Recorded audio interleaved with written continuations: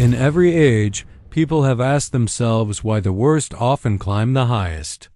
Why do the corrupt, the ruthless, the liars, the manipulators, the ones with no conscience, so often end up in positions of power?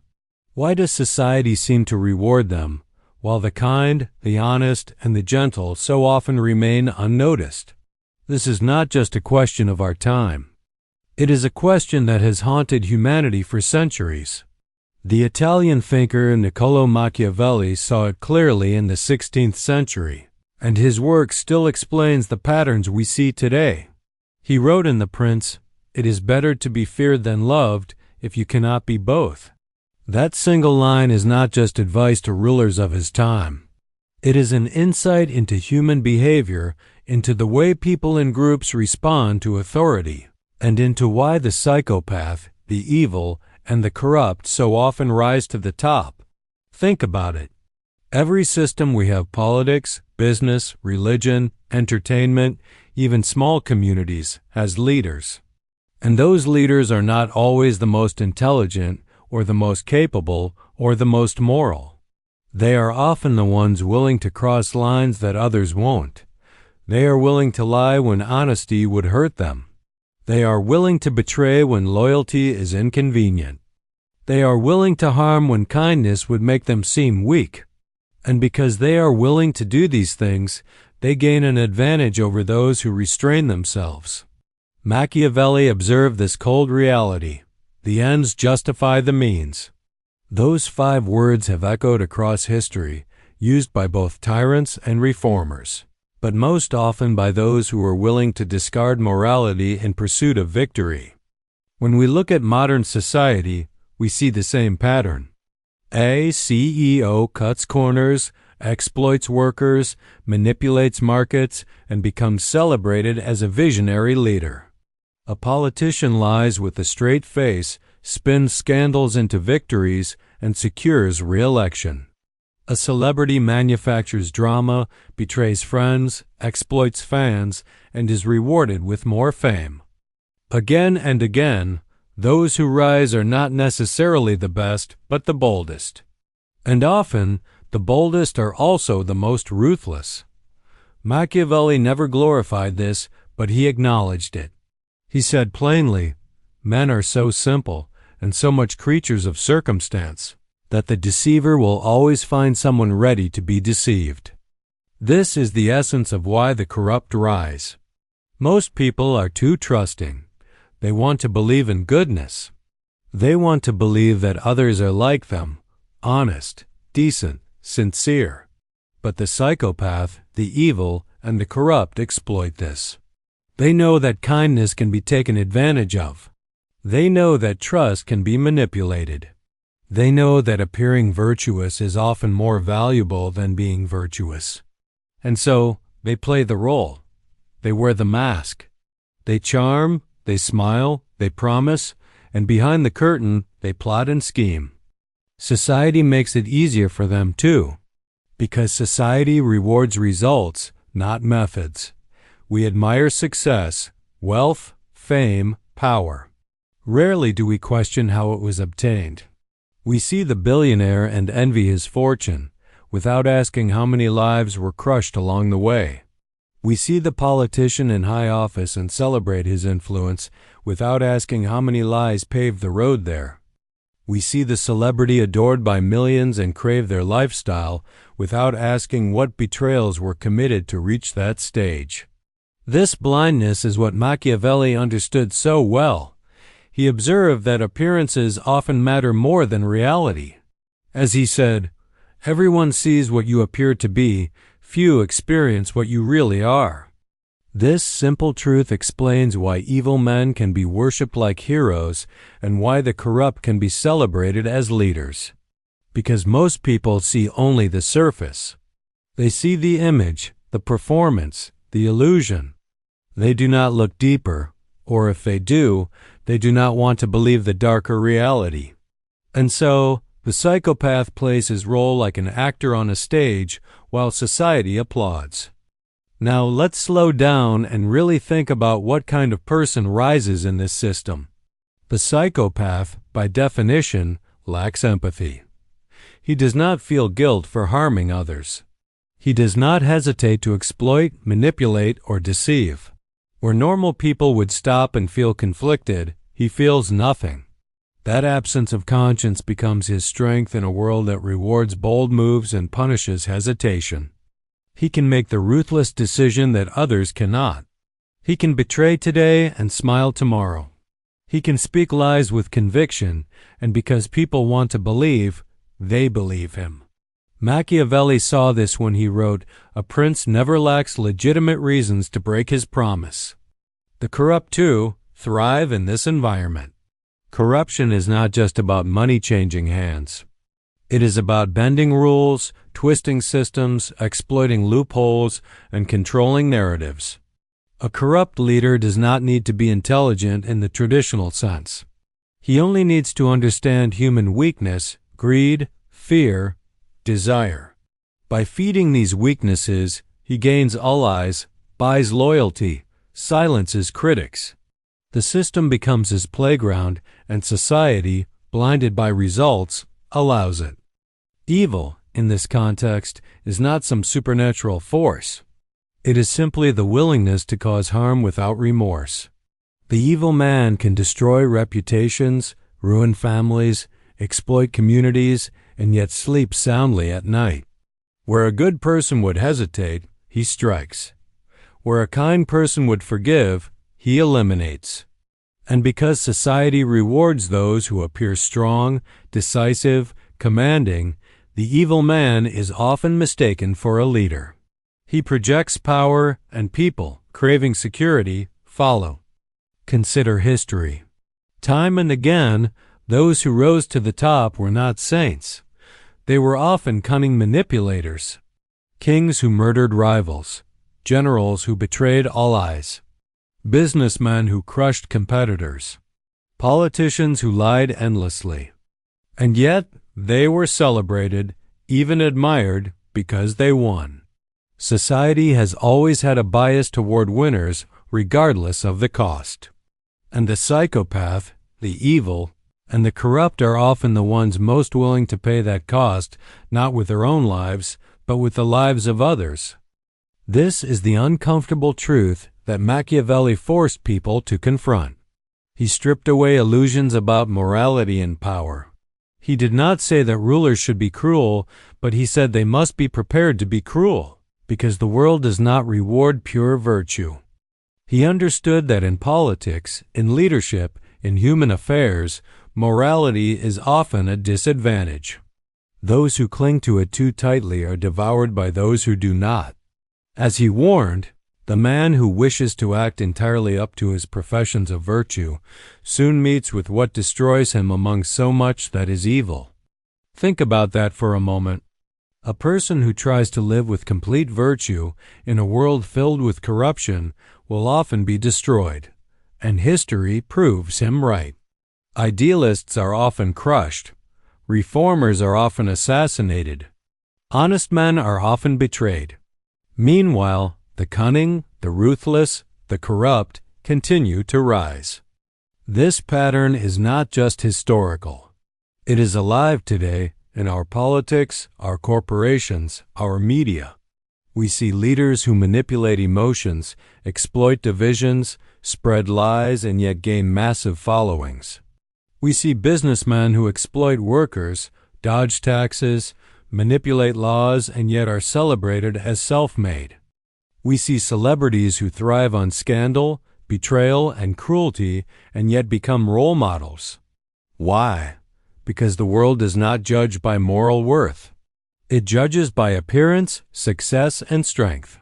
And those who are evil, corrupt, or psychopathic often understand this game better than anyone.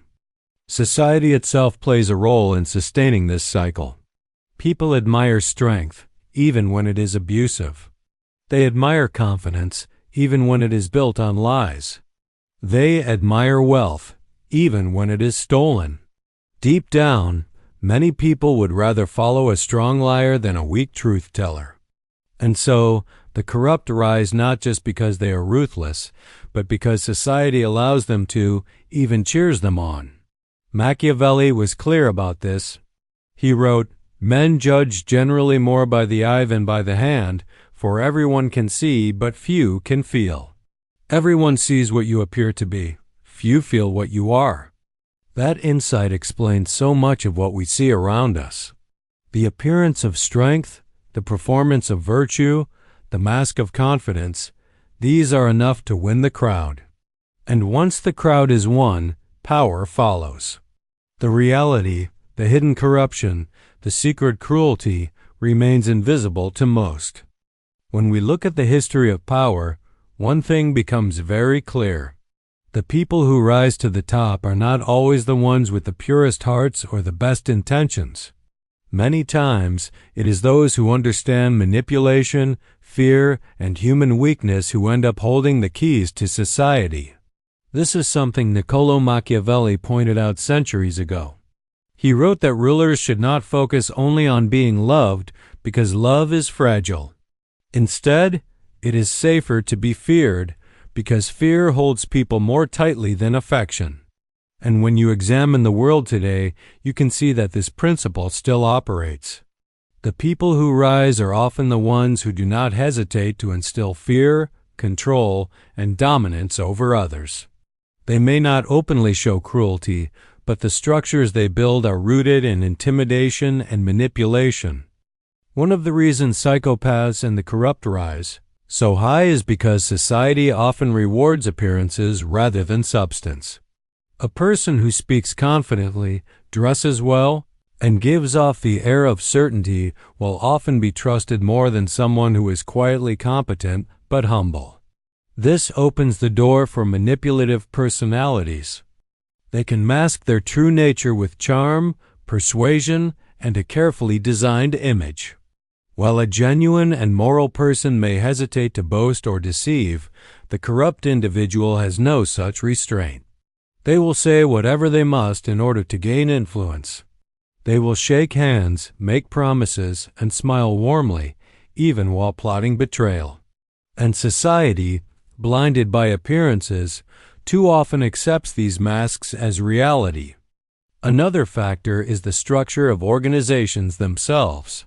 Whether in politics, business, or even smaller institutions, climbing to the top often requires not only hard work, but also the ability to outmaneuver others. Think of the corporate ladder. Those who succeed are not always the most innovative, nor the kindest. They are often those who know how to undermine competition, exploit weaknesses, and place themselves in positions where others cannot challenge them. Corruption thrives in these systems because it feeds on ambition without moral restraint. If two people want the same position, the one who is willing to lie, sabotage, or cut ethical corners will often have the advantage. And if they win, their behavior is validated. This reinforces the cycle. Corruption leads to power, and power protects corruption. Machiavelli observed that rulers should not shy away from deceit. He believed that appearances of virtue matter more than actual virtue. A leader should look merciful, faithful, and kind, but when necessary, they must be ready to act with cruelty, deception, or force. This is why those who lack empathy, who can lie without guilt and harm without remorse, are so effective in leadership roles. They can do what others hesitate to do. They can make decisions that cause suffering while maintaining an outward image of responsibility. In today's world, we often see leaders who speak about justice, equality, or progress, while behind the scenes they engage in corruption, manipulation, and exploitation. And yet, they continue to rise because society rewards the image, not the reality. Psychopaths have a unique advantage in this.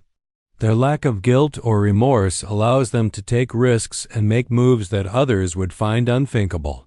A normal person might feel the weight of betraying a colleague, lying to the public, or exploiting the vulnerable. A psychopath feels no such burden.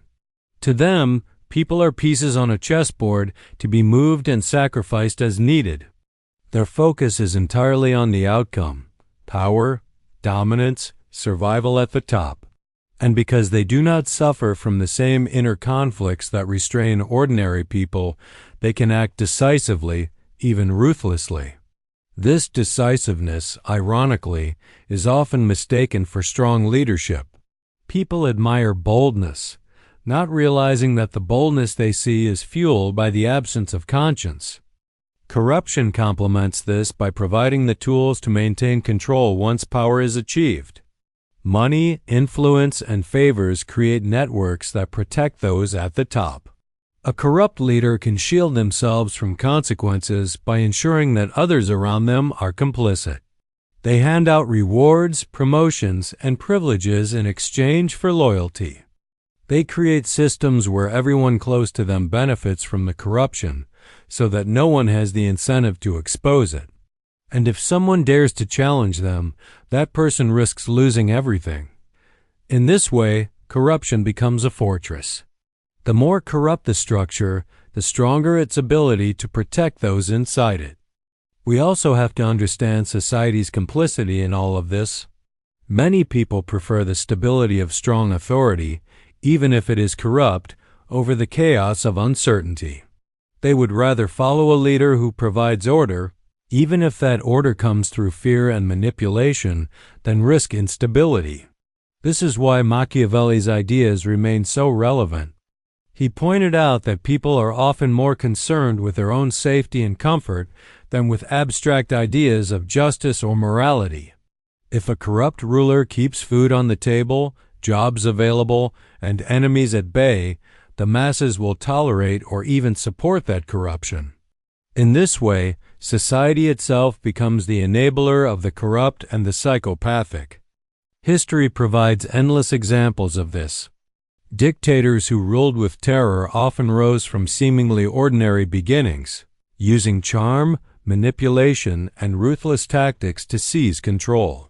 Corrupt business leaders have built empires not by following rules, but by breaking them strategically, covering their tracks, and silencing opposition. And in our own time, we see countless leaders who, despite scandals, lies, and abuses of power, continue to climb or maintain their positions. The reason is not only their personal ruthlessness, but also the structures that reward and protect them. Systems are designed in ways that value loyalty to power more than honesty. As long as this continues, the rise of the psychopath and the corrupt is not an exception, but an expectation. Machiavelli understood the darker side of human nature. He did not believe that people were naturally virtuous. Instead, he believed they were self-interested, driven by fear and desire. This is why he advised rulers to use these instincts to their advantage, to manipulate fear, to direct desire, to control perception. In today's society, those who rise often use the same tools. They control narratives through media, they shape desires through advertising and persuasion, and they instill fear by warning of dangers only they can protect against. The more skilled they are at controlling these instincts, the higher they climb. But there is something important to reflect on here. While Machiavelli described the way power works, he also left us with a warning. When society allows power to be concentrated in the hands of the corrupt, it pays the price in the long run. Fear and manipulation may keep control for a time, but they also breed resentment, distrust, and instability. A society ruled by psychopaths and corruption may appear strong on the surface, but underneath, it is fragile. It rots from within, and eventually, that corruption leads to collapse. Empires have fallen not because of outside enemies, but because corruption hollowed them out until they could no longer stand. This pattern repeats throughout history. And when we look around at our world today, it is worth asking whether the same forces are at play again. In the end, the rise of the psychopath and the corrupt is not a mystery. It is the outcome of a world that rewards manipulation, appearance, and ruthlessness more than honesty, humility, and virtue. It is the result of systems that value loyalty to power more than loyalty to truth. And it is the reflection of human nature itself. which too often prefers comfort under corrupt authority rather than the uncertainty of challenging it. As Machiavelli might say, the world has not changed. The players are different, but the game remains the same. Power is not given to the kind, the pure, or the gentle. It is seized by those willing to take it, no matter the cost. And that is why the psychopath, the evil, and the corrupt rise to the top.